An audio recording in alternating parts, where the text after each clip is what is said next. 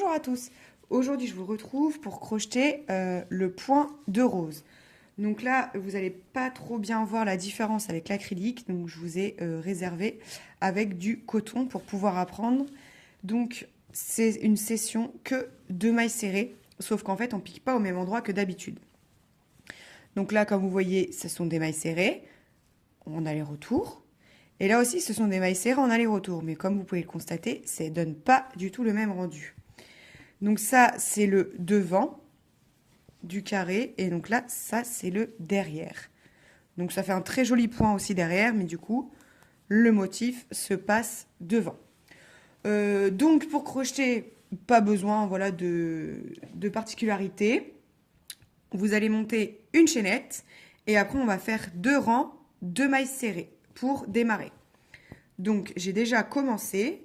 J'ai pris un coton et un crochet 2,5 pour que vous voyez mieux sur ce modèle. Donc j'ai déjà commencé, j'ai fait ma chaînette, j'ai fait un rang de mailles serrées. On fait la maille en l'air, on tourne et vous me faites un deuxième rang de mailles serrées. Vous avez fait votre chaînette de la longueur que vous souhaitez, plus 2 rangs de mailles serrées. D'accord? Tout simple. Là, vous faites votre maille en l'air pour tourner. Et c'est là que ça se passe. D'habitude, vous piquez ici. Nous allons piquer plus bas. Ici, en dessous. Donc, vous allez voir de l'autre côté. Ça, c'est les mailles du rang 1. Le rang 2, vous allez piquer dans la maille du rang 1. Et là, vous allez revenir piquer dans la maille du rang 1. Donc, en fait, vous revenez piquer au même endroit où vous avez fait le rang numéro 2. Je vais vous montrer. Donc là, on va s'en aller du coin. Alors, ce qu'il ne faut pas faire, c'est trop tirer, être trop tendu. Donc pas comme moi, souvent, je projette serré. Là, il faut vraiment se détendre pour faire le motif. Vous voyez? D'accord? Donc normalement, je pique ici. Là. Et là, je vais piquer en dessous. Vous voyez, le trou, il est juste ici. Hop. J'allonge mon fil. Donc, en fait, le mieux, c'est d'allonger son fil pour venir au-dessus. Et voilà. Là, je viens piquer dans le rang précédent, là où ça a été piqué. Et voilà. Et donc, on fait ça à chaque fois. On pique à côté. Hop. Toujours en dessous. D'accord ? Voilà, et donc on allonge sa maille.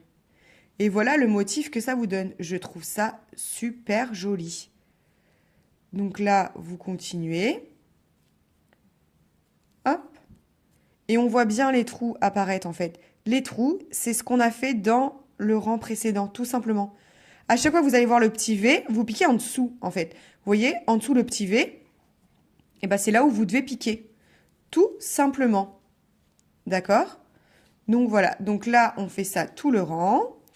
Vous allez voir le rendu. C'est très, très joli.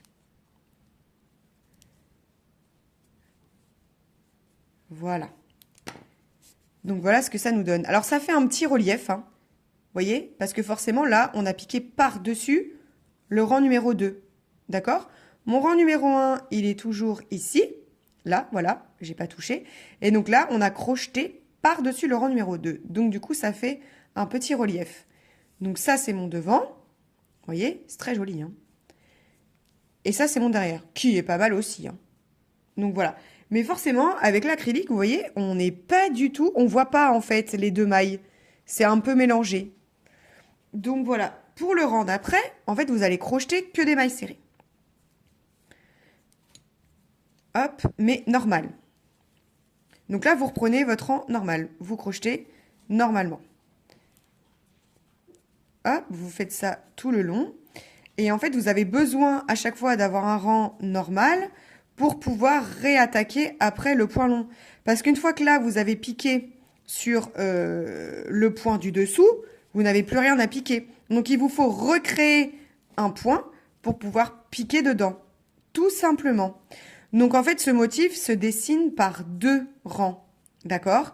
Autant vous pouvez faire la chaînette que vous voulez au départ, autant pour la hauteur, vous êtes obligé à chaque fois de fonctionner par 2 rangs. Et donc, vous avez un endroit et un envers.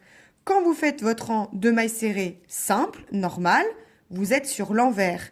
Et après, quand vous tournez et que vous faites vos mailles allongées, vous êtes sur votre rang du devant. D'accord? Donc là, c'est reparti. Je recrochette dans tous les trous, dans tous les petits V que ça me fait.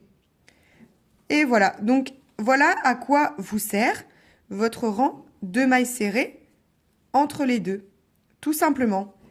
Alors du coup, c'est un rang qui n'avance, un rang 1 carré, enfin, vu que là je parlais du plaid que nous faisons à l'année, c'est un motif du coup qui n'avance pas beaucoup parce que en fait vous crochetez 2 fois la même chose en fait. Là ça va vous l'augmenter un tout petit peu, mais pas trop. Parce qu'en fait vous crochetez une première fois à l'envers et vous recrochetez par-dessus. Donc il est vrai que c'est un point qui demande de la matière et du temps. Donc franchement, je le trouve super beau. Mais il est vrai qu'il est quand même mieux. Voilà. Là, en acrylique, on a... Alors j'aime beaucoup le rendu. Ça fait vraiment des rangs. Contrairement aux mailles serrées où on voit les allers-retours, on voit les mailles un peu. Donc j'aime beaucoup le rendu, vraiment. Ça fait un rendu très épais par contre, du coup. Ça fait beaucoup plus épais, beaucoup plus raide que... voilà, là les mailles serrées c'est souple et là on est vraiment plus raide. Mais je trouve que le rendu en coton est beaucoup mieux. Voilà. Donc je vous laisse faire vos petits points de rose. Je vous dis à très vite dans une prochaine vidéo. Ciao, ciao!